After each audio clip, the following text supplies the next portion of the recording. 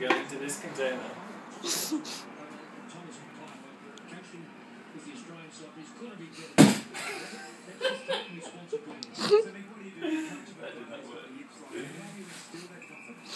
Matt will fully appreciate this.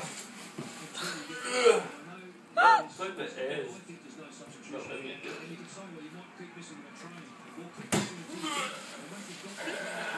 You need to pop some holes in there.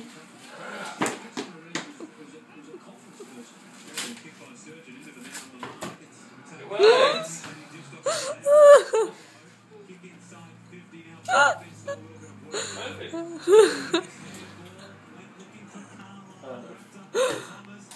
There is the watermelon all over the kitchen floor. Just for you, Matt.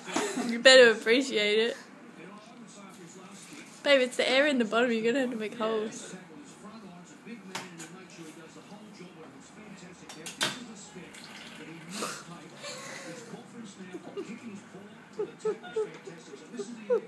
See the bubbles come up and everything.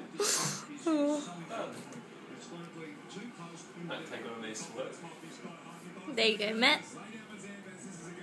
Do you have anything to say to Matt? Enjoying.